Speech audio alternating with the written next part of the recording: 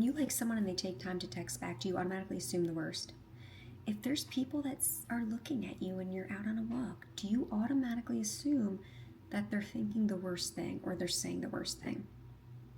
You may be jumping to conclusions and negative ones. So what does that mean? You're making a decision or forming an opinion without sufficient evidence or information. Now, this is not to be confused with, a lot of times our intuition is actually right. So if anyone tries to tell you to not believe your own inner thought to that regard,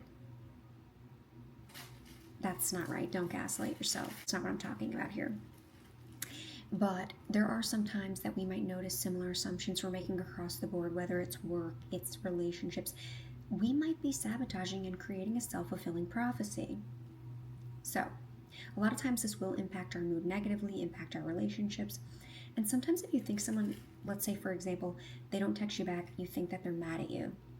You might almost be creating what you were afraid of with self-fulfilling prophecy. Now that you think they're mad at you, you're acting towards them in a way that is probably making them think that you're mad at them. So sometimes we almost create what we were afraid of to begin with.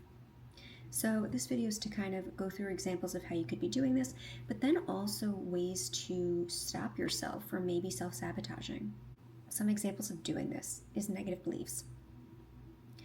So even though you might have good relationships with people, you may be thinking that they're thinking something negative about you. And it might not be true. Another thing is making assumptions.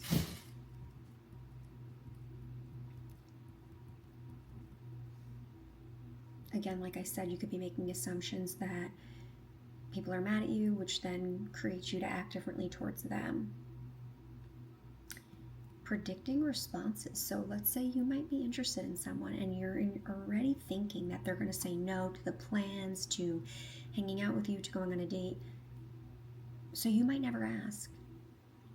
You might be sabotaging your own success. So also, like for instance, if I say, no one's going to watch my video, if I keep telling myself that, it's probably going to stop me from even posting a video. So why do we do it?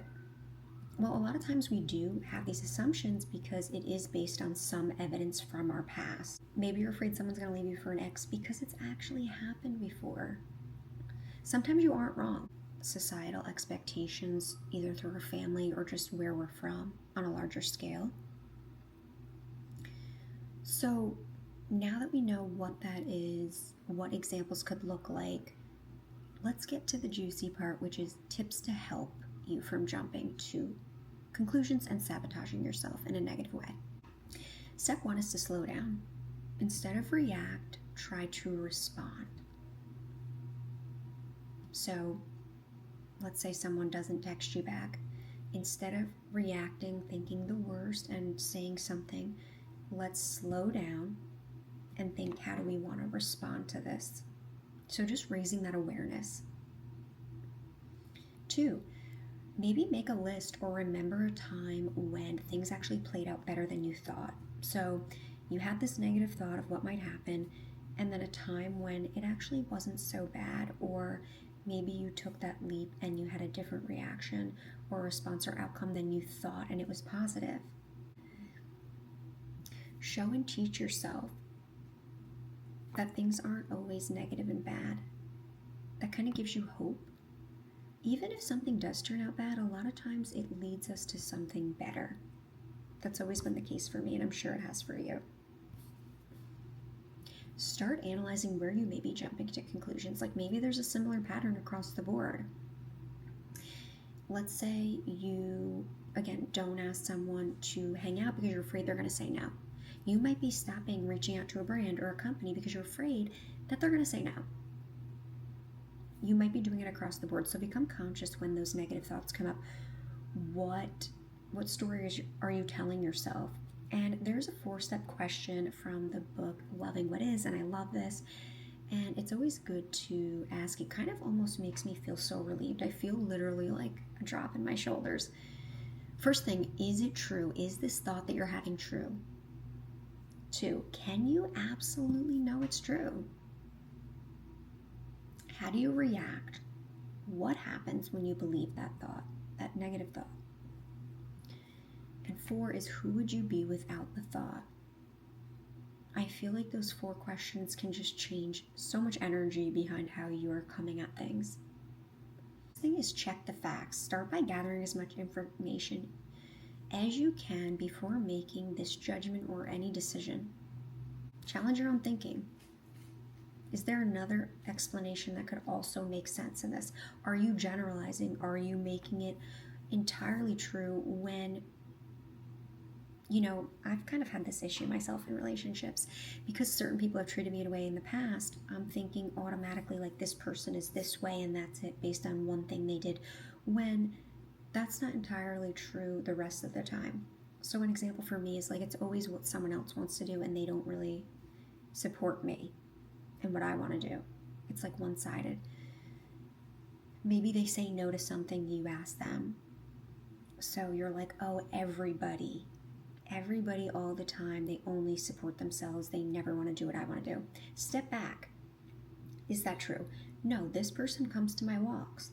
This person supports me. This is just one time that they are saying no, that they can't. And that is very eye-opening because we have these total assumptions, complete judgments that there's no other way, that this is totally black and white, and it's not. The next thing is practice asking questions and communicating instead of disappearing or reacting. Sometimes in my own experience, when we think that something is one way and it's black or white, we might react immediately without even asking the person or addressing it.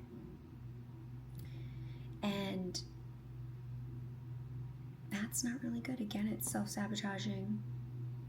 Maybe you've asked someone multiple times and it didn't change, then that's valid.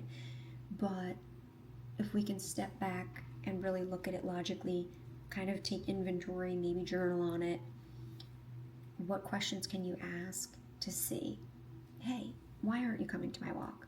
Maybe they have something that they also don't want to share and they don't feel comfortable. Maybe they have an insecurity.